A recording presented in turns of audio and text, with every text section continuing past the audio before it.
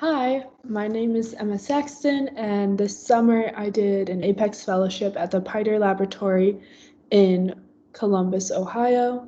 Um, it was in conjunction with the Ohio State University College of Medicine, and here is where I worked this summer. So at Ohio State, I worked in a building called the IBMR, the Institute for Behavioral Medicine Research. And it was a really awesome place to work because inside there was all these different neuro research labs with a bunch of different principal investigators or PIs working on different problems with their team.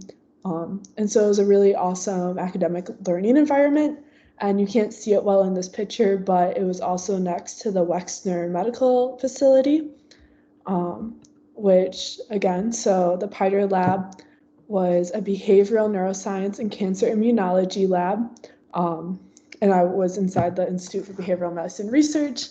And it was also a collaboration with the Wexner Medical Center, which was really cool because then they collabed and it was very interdisciplinary with doing research both on rodent models and looking at how like the treatment of rodents with cancer and chemotherapy can be in conjunction with like how we treat humans who have cancer and are going through different chemotherapy treatments.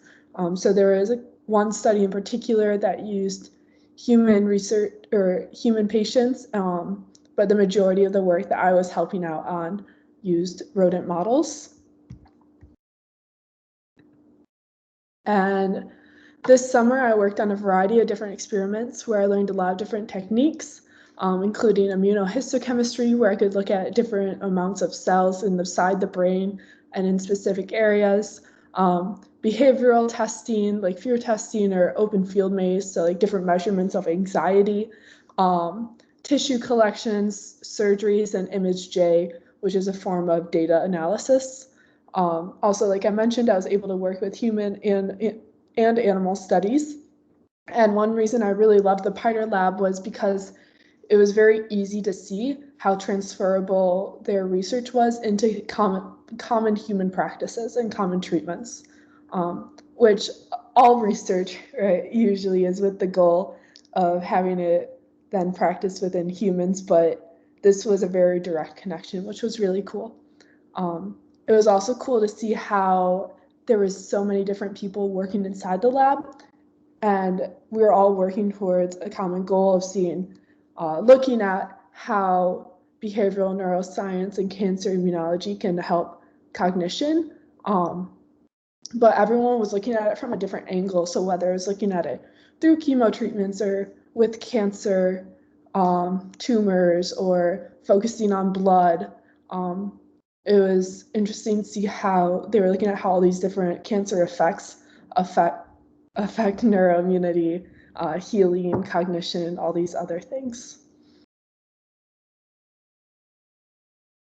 There was a lot of independence over my time there, and so I was really able to grow as a scientist, I felt like.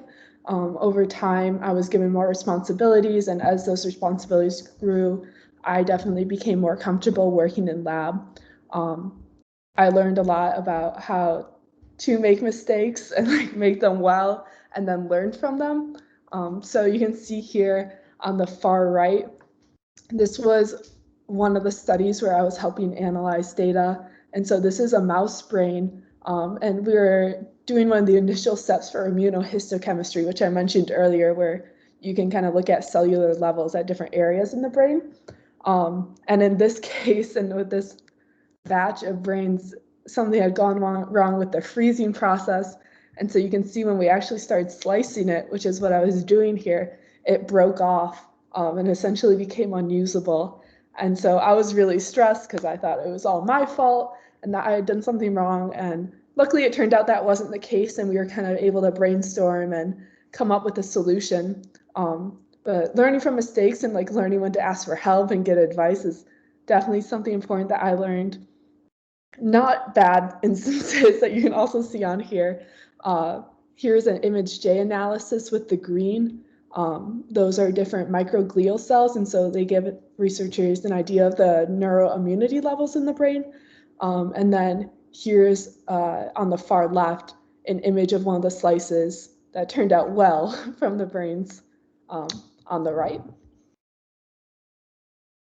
So post-internship, some of my goals for the summer were to figure out my own career discernment, and my vocation was in science.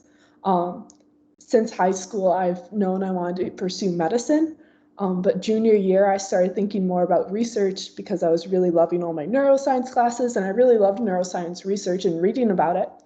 And so I really wanted to have an intensive lab experience, which this opportunity this summer gave me. And so within that, I've kind of discovered that I really enjoy medicine. I still want to pursue medicine, but I also really love research. And so now I'm looking at ways where I can combine that in a future career. And so whether that's doing an MD PhD program later on or doing medical research, but this internship was definitely important for me and figuring out kind of what my next steps are after Worcester. And along with that, I felt like I gained a lot of mentorship this summer through the people in the lab I was working with, because they all came from such different paths and were at such different spots in their career. So some of them, or one person was the head of the lab and had all this research. Another person was a postdoc, and so she was like well on her way and really offered a lot of advice about graduate school. And then I was working directly with the MD PhD student and PhD students and even a master's student. And they all took such different paths and kind of ended up in similar places.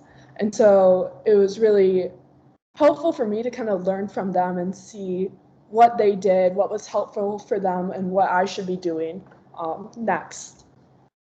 And along with that, like, I learned a bunch of different techniques that I'll be able to use at Worcester and beyond, both like biomedical and also professional through communication and documentation, and then kind of the technique side of science with cell cultures, surgeries, tissue collection, also learning some about like human cognition tasks.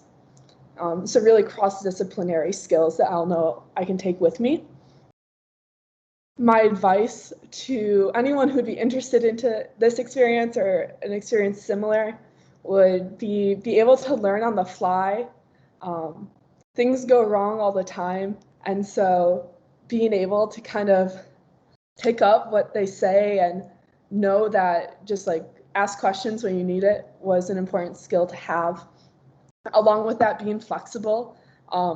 I was kind of expecting going into this like a typical business day, like a 9 to 5, which wasn't the case at all. Some days I'd be in there for 6 hours, and some days it would be more like 12 hours. And so kind of having a non-regular work schedule and helping with non-regular tasks was important. For instance, some nights we were in there at midnight and we had to come in on the weekends for a couple of weeks to collect poop at 9 a.m. And it had to be at 9 a.m. because that's what we did it throughout the day, like the normal work week. And so being flexible in that way was definitely very important.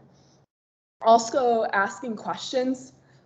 It's important to ask questions about the techniques like I was learning and what I was seeing during surgeries, and like what they were using on the mice. Like, so I learned about different drugs, but also asking a lot of questions about how they ended up where they are in their career, what they did when they were going to grad school, which is kind of what's next for me, and like what they were looking for in schools, why they chose the Pyter Lab and why they were interested in the research, and all those questions kind of helped me get a better idea of what I should be looking for in labs and in schools in the future.